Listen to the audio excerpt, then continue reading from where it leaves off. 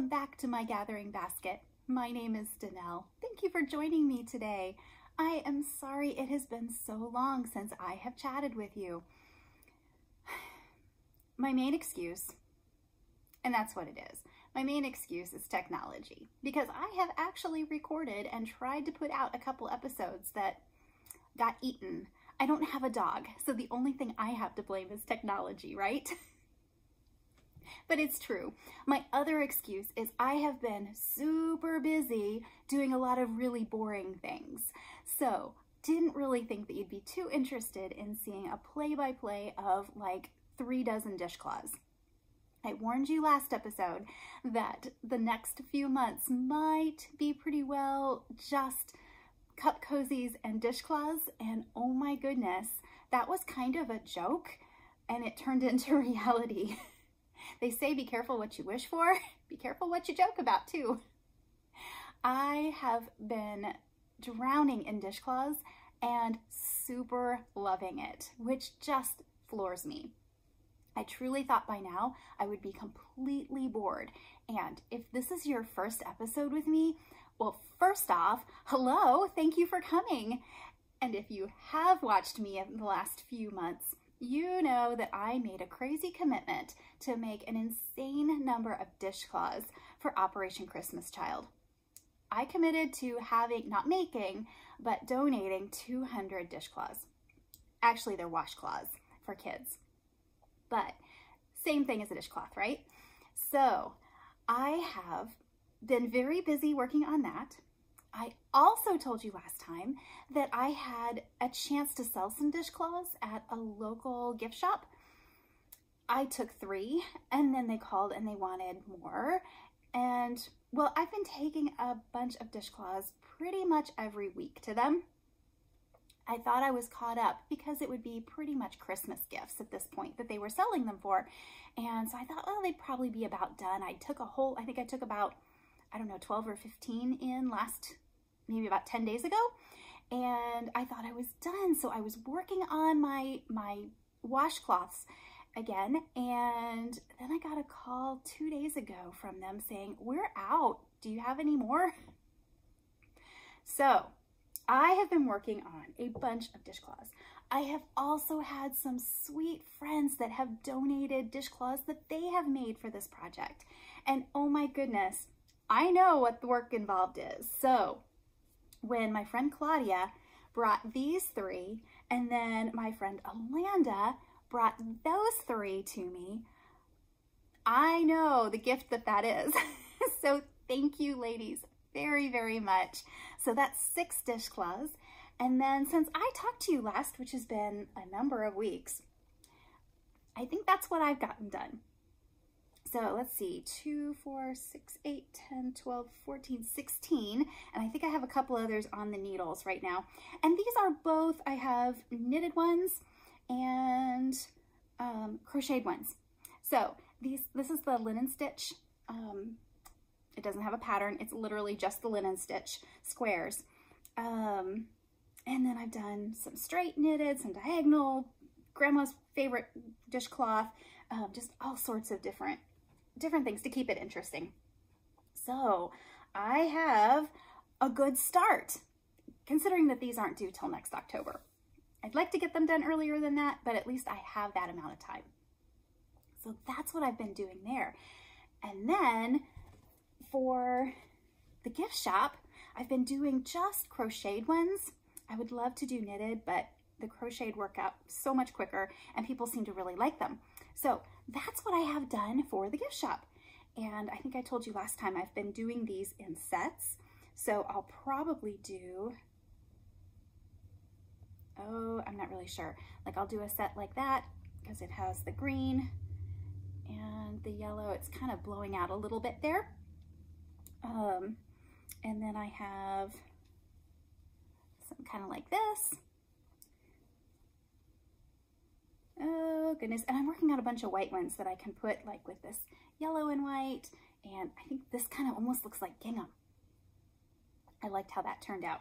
So I've got 10 of those done. I am hoping she is closed today and tomorrow. So I'm hoping in the next couple days I can get a few more made, and then I'm gonna have my mom drop them off on Thursday when they're open again, and yeah, and see what that will do. So these are just out of plain old, I believe these are sugar and cream. I have some peaches. I think this one is peaches and cream. Most of them are sugar and cream. And I hit a sale at Michael's.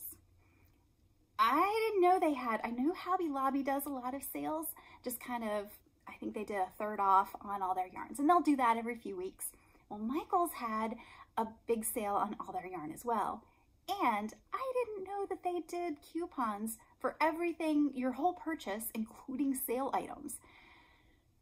When I realized that, and it was going to be something like $1 a ball for the sugar and cream, I went a little nuts. Or a lot nuts, depending on your stash size. So what I did,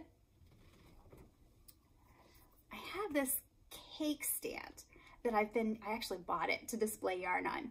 And when I bought this a month ago, 5 weeks ago, something like that, I had enough to fill the whole thing. And now I am down to lots of partial balls and just a few full balls. And I don't know if I can even show you. Yeah, there we go. So it's a big stand. I believe I had 27 balls when I started, something like that. So I have been having fun making those up, and it's kind of like choosing a little cupcake when I go to my little cupcake stand and pick which color I want to do next. And some nights it's kind of ridiculous because I sit there and kind of page through them, turn it around, and decide, okay, I've done that one twice, now which one do I want to do next? Okay, hopefully I'm not the only one that does that kind of thing. But I have been, like I said, I have probably done somewhere between 2 and 3 dozen dishcloths since I talked to you last. And then, well, then of course there's a few gifts here and there randomly, birthday gifts, and Christmas gifts, and all that to make them for. And then, of all things, I have told you before that I live in a fairly old rural house. It's not really a farmhouse, but it was the house on the farm my grandparents had. So it's an old house, relatively for my community anyway, here in Southwest Missouri. We know it was here in the early 1930s. I don't really know how old it was when it was originally built, but we know it was, my grandparents bought it in the 50s and built onto it. So it's got lots of little add-ons and things like that. And I'm in the middle of what was pasture land. So every fall, no matter what I do, every fall I get mice. And sure enough, those little buggers got into my towel drawer, where all of my handmade and gift towels and washcloths and pot holders and all that stuff was kept, right? Now, it could have been worse, but let's just say I had to throw it. Well, I made the decision to throw out those dishcloths and pot holders.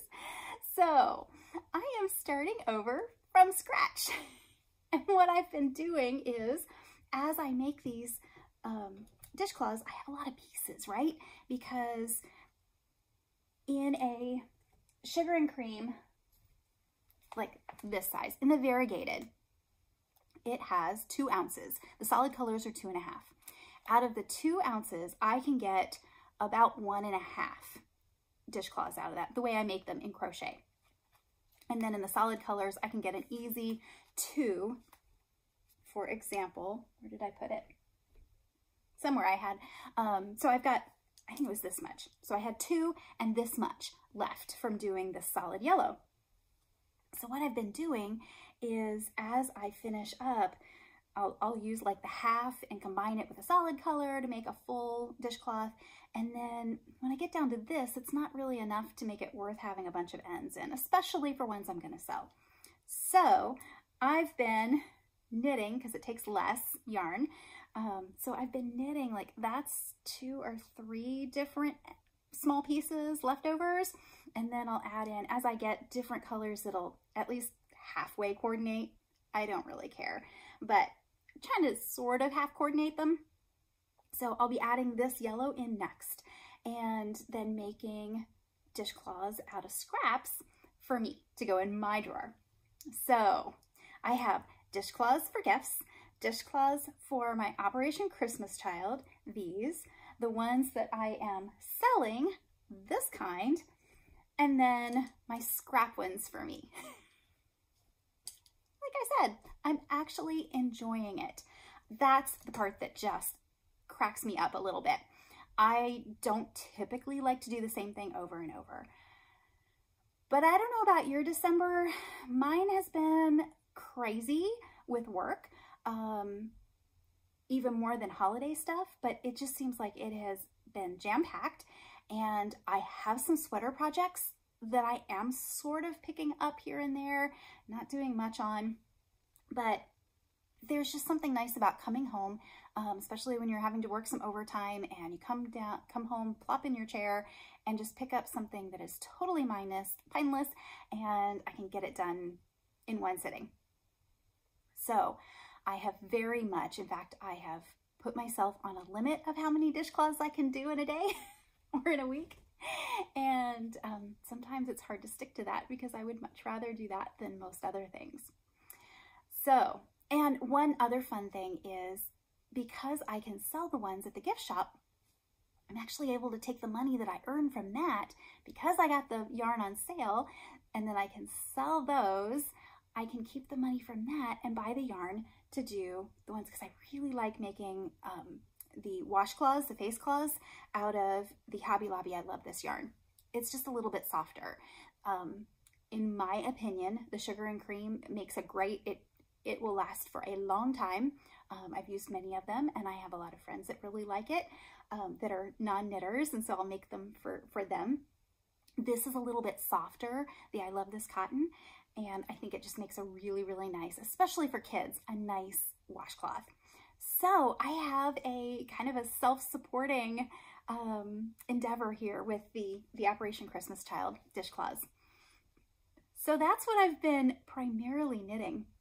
I have gotten a couple other little things done.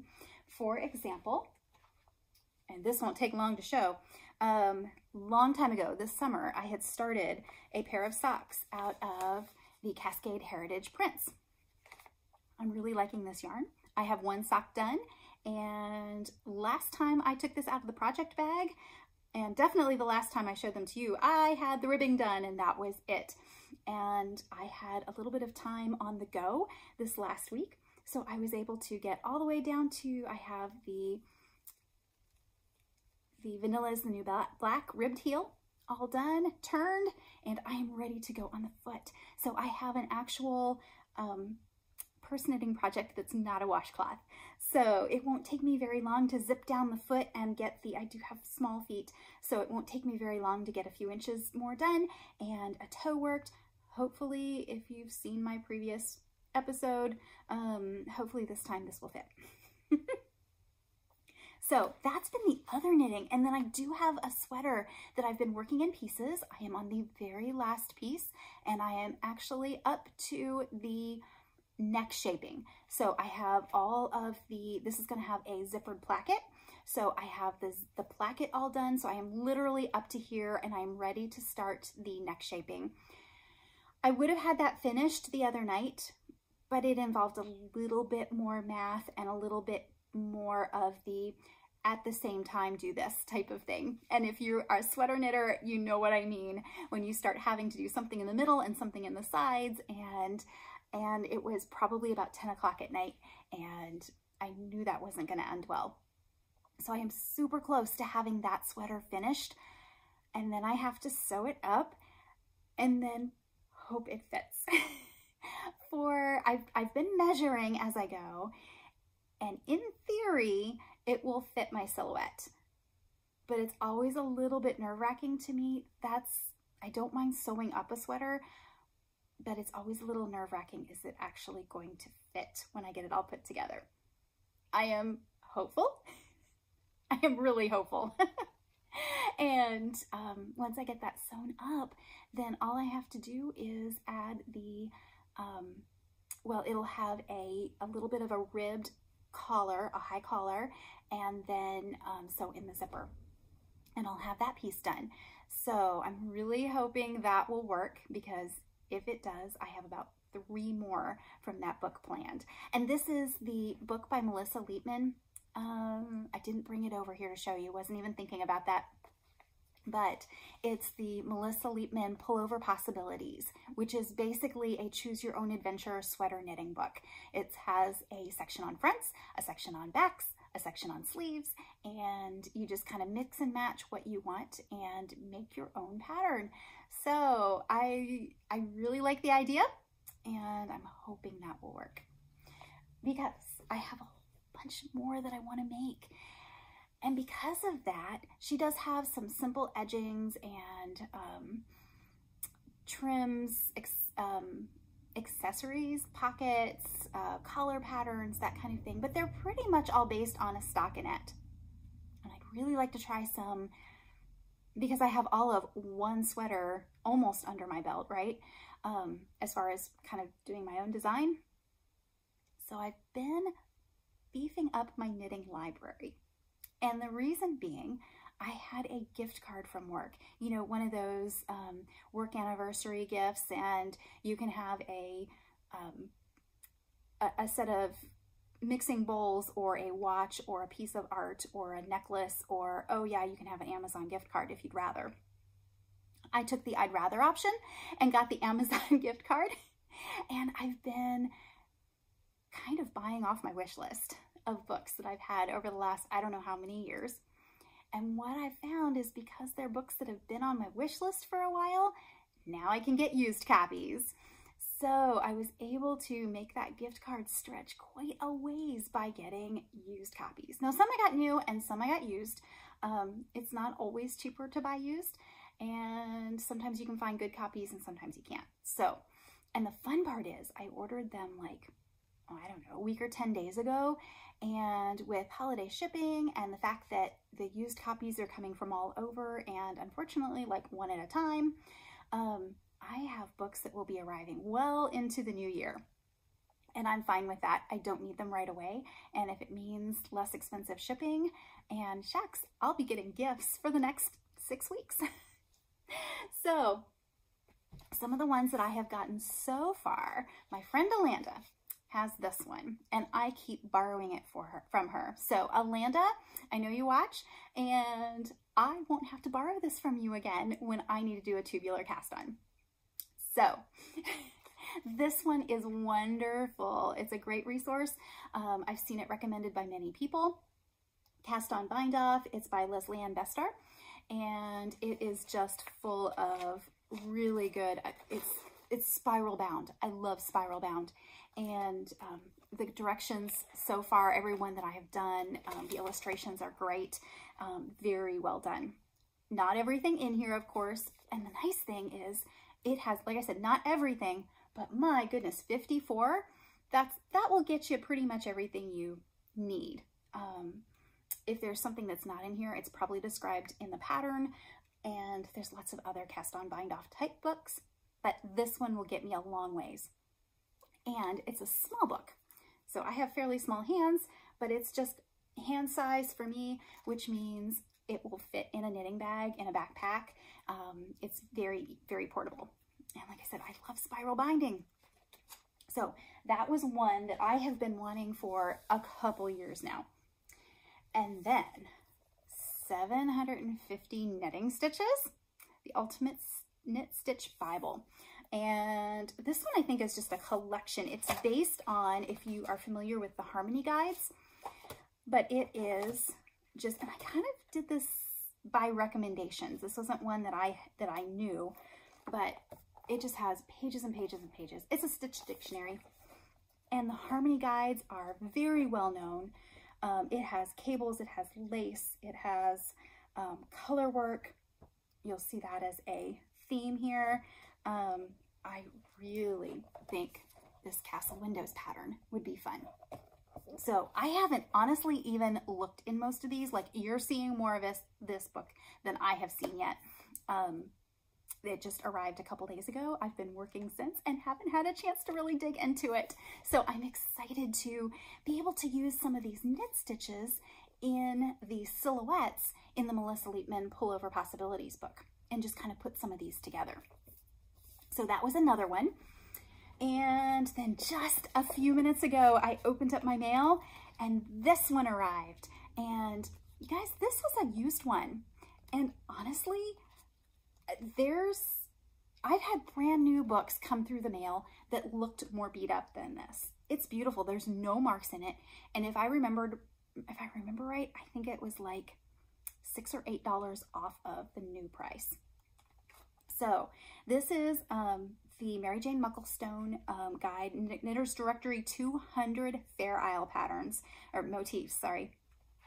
And they are just beautiful. And the fun part, and I believe I've seen this on several podcasts that have talked about Fair Isle knitting, and it was definitely one that I saw in all the shops when I was in Shetland. So the selling point for me is this one is, and I don't know that I can really quickly show you. Well, okay. So the way they have this done, it tells you the number of rows and the number of stitches in each pattern. So basically, like I was saying with the other book like this that I had gotten this fall in Shetland, it's all arranged by number of rows, number of stitches. So if you can figure out a pattern that you want to replace, for instance, I did the Fair Isle Christmas ball in that blue and white that I showed last time. And I believe that was a 16 row, and was it 16 stitches also maybe? I can't remember. But every Christmas ball pattern that I looked at had the same stitch counts basically. So I can take that stitch count, go to this stitch dictionary or pattern dictionary, and I'm hoping I can replace those so I can make a whole bunch of Christmas balls off of the same template, but they will have, and I can make them with the same yarn so they'll coordinate, but I'll have different patterns in them. So that's my hope for this, and then also be able to do sweaters and I don't know what else. So that's my that's part of what I've gotten so far. And then, because I am a responsible adult knitter with a lot of other hobbies, I decided what's one more. I went to a little retreat get together with some of my knitting friends not too far away. I wasn't able to go for the whole weekend, which I hate. It is so much fun. You guys, if you can't go to one of the big knitting events, which are hard, and I don't get to go to many anymore, but if you don't get a chance to do that and you just have some knitting friends, just find what they did was an Airbnb. So I'll split the cost of an Airbnb and spent the weekend nearby, so it wasn't a lot of travel, and we spent the weekend, or that's what they did. I wasn't able to go for the weekend because of my work schedule, but I did get to go for one afternoon, and for one thing, it was so much fun. Just to hang out with people and just knit with a bunch of people that understand your crazy love of matched socks or unmatched socks or pattern stitch dictionaries, you know, your people, right? But my friend Mary is moving and downsizing, and she at some point had gone to an auction that one of the things that was being auctioned off was a huge collection of knitting machines. Now, this knitting machine that they talked me into taking, she had sold a bunch and she had brought 6 more in the back of her car and said, if anybody wants a knitting machine, these are available for free. I couldn't pass that up, especially when I realized that she told me that one of them had the punch card system, so you could do Fair Isle on the knitting machine. And when I was in Shetland, there were a bunch of classes on knitting, Fair Isle on a knitting machine, just a flatbed knitting machine. I've worked one in the past, but not one that could do the Fair Isle, did the punch cards. So this is completely new. Honestly, a little scary. It is, I'm not really sure how old it is. This is one of the reasons, well, the one that I picked out, and there's no way, it is not terribly portable. In fact, it was all I could do to haul it into my house. But I will put some pictures of either here or at the end of it. It's a really cool kind of a teal color, and this is, it had the instruction book. So it is a Brother. I do not know the model. It's a KH800. You can kind of tell by the way the instruction manual is printed, the graphics on here. It has one full project at the end for a man's, oh, there's a couple. I didn't realize that. Yeah, here's the picture of the final project. Is a man's raglan turtleneck, and yeah, you can tell from the graphics probably the approximate age of this machine. I have a little bit of cleanup to do, a little bit of maintenance that needs done before I really start working with it, but it will do lace patterns, it will do Fair Isle, it will do what they call weaving, which is almost kind of like intarsia on it, I believe, just looking through the manual. Again, it's been a little bit too hectic to really dive into that right now, but I am really excited about being able to try this. I think it will be a fun, I need to order some cone yarns. Cone yarns have usually come with the spinning oil still in them so that they are better, easier to knit with on the machine. So I really want to get some Jamieson and Smith. I may also look, at one point I had used some brown sheep, which is a US company made in, I think, are they in Wyoming? I probably shouldn't even say. They're somewhere in the Northwest here, Northwest Plains, and I have used quite a bit of their yarn.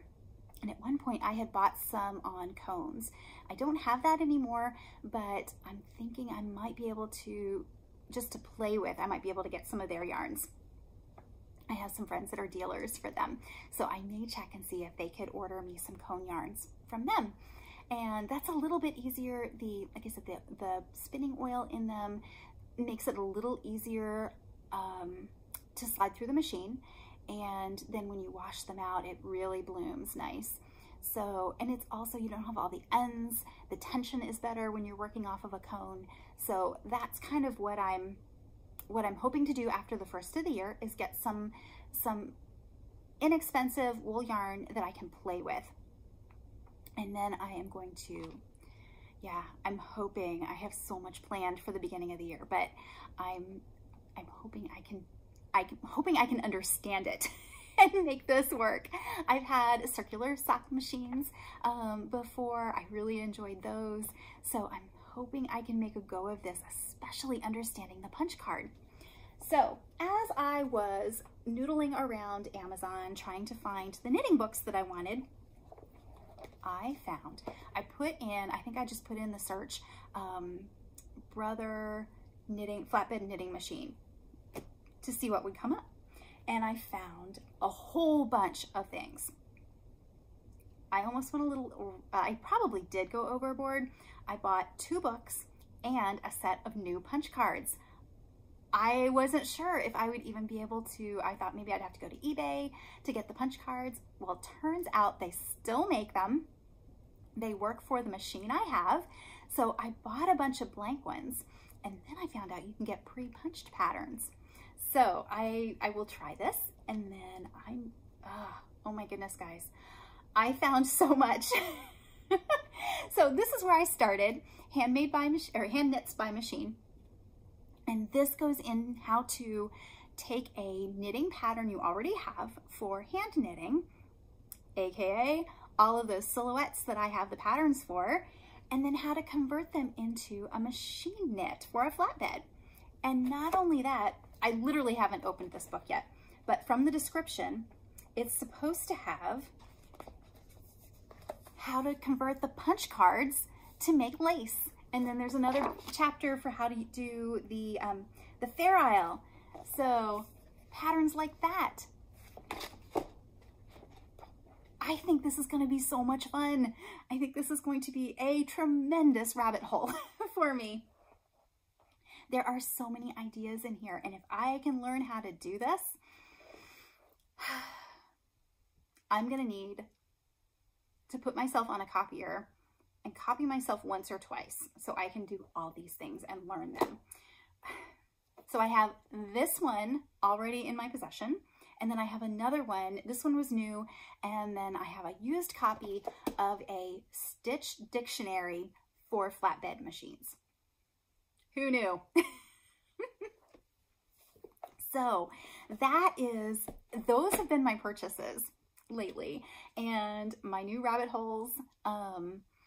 Wow. There's so much to do, but at least I got this in the winter, so I'm not trying to work on garden and food preservation and all that kind of stuff. Now, frankly, I should be doing like housekeeping and all that kind of boring stuff, but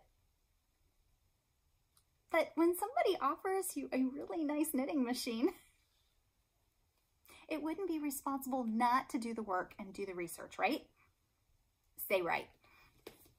So that's what I have gotten recently. And then let's see, what else? Okay, I have been doing a lot of quilting too. So I've gotten several quilts done. I have the one behind me. This is a panel quilt, and I have never worked with a panel quilt. So this center panel here, I did not quilt. This actually came pre-printed. This is the panel part.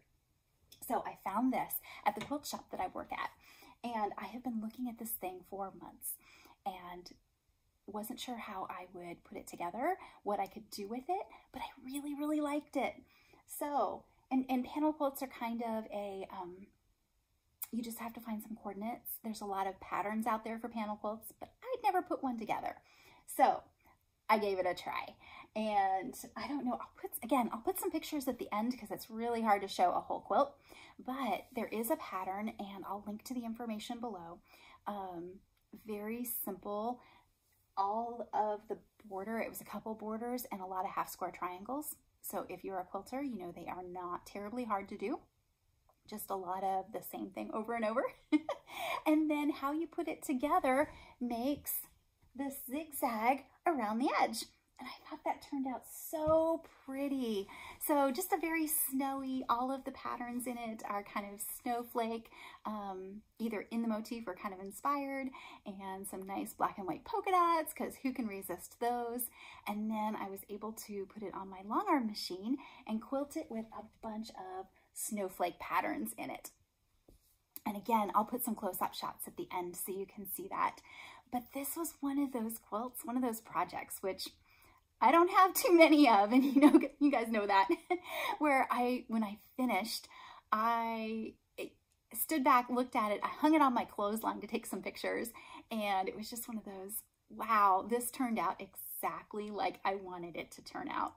So a lot of fun. I had so much fun putting it together and then putting it on the machine, and really, really liked how it turned out. So I still need to put some binding on it. I didn't like what I had originally purchased for the binding, which the binding is just around the edge, putting this little edge around it to hide the batting. So I have to do that. That won't take me very long. And once I have that, then I think this one might be just for me. So that's one quilt. I've had several others that I have done for people. And for actual, like I just had a lady this morning drop off 2 quilts that she is going to let me quilt for her. And then I also did, if I can grab this without shaking the camera, I have a friend who wants me to do a quilt with a minky backing. And if you're not sure what minky is, that's fine. Minky is this almost faux fur, this really, really soft microfiber backing. And this is kind of, I think they call this the rosebud, because there's little, if you look close, see if I can get it to where you can see it. Yeah, there you go. It has these little swirls that look a little bit like rosebuds. So we didn't have a lot of minky options in the shop. So I liked this one because I really like that little swirl pattern. A lot of times you see it with dots or stripes or chevrons, but I really like this swirl. So I basically started with the backing, which nobody does, right? And then I tried to find some fabrics that would go with it. And what I found, I won't show you the whole quilt, but what I found was this jelly roll that had the same color here. And there's probably lots of little, Minky is very, very dusty, has a lot of lint. So there's probably lots of little swirlies in the air with the windows open. But I found this zebra jelly roll and it had the same color peach in it. Again, blowing out a little bit in the light today. I tried last week to podcast for 3 days and it was so gray that you couldn't hardly, everything I recorded was just grainy. So today I'm having trouble with the light. Figures, right? But so this was just a really simple jelly roll. I'll show you a little bit of it there. Basically cut it all up into little pieces and sew it all together. And I think I've got a couple pictures of this that if they look any good, I'll put them in the end. But just again, a very simple pattern. Popped it on the machine and just did a, you can't really even see it, but just did this little swirl pattern in it. So really, this kind of thing, it's so busy that I didn't want a lot of detail in the quilting. It's really just to hold it together. But it worked just fine on my machine. So I have another quilting customer that wanted that minky on hers, and I wanted to do it myself for a quilt for myself and see if there was anything that was different that I needed to do different with my machine. Some people say it works just great, which is what I found. Other people say it causes their machines a little bit of trouble. It's a very stretchy fabric, and you can imagine when you're trying to stretch it between rollers and manipulate a little bit, that stretch can come out of, can kind of get the quilt out of whack a little bit if you're not careful. I didn't have any problem at all. So I have the confidence now when she is finished with her top that I can actually quilt it for her. And that's really what I've been doing lately, is doing a lot of quilts for myself or for gifts for people, but they're my quilts, they're not customer quilts, and trying out lots of new techniques. And I've been having a lot of fun. A few things that have been a little stressful. This quilt here, I did like everything wrong setting it up. I tried so hard and I just kept making user error mistakes. But honestly, when it was all said and done, there's a couple mistakes that you can see if you know what you're looking for, but it worked fine, which is like if you have a sweater you're knitting or a pair of socks, whatever, a project that you're knitting, and things go wrong, but you can figure out what the problem was and how to fix it, how to hide mistakes, that's a win to me. So I had, even though it was a little frustrating, it took me way longer than it should have, I learned a lot of good lessons. And I'm really glad I had a chance to learn them on a quilt that I didn't have to stress about a customer being upset or ruining somebody else's project.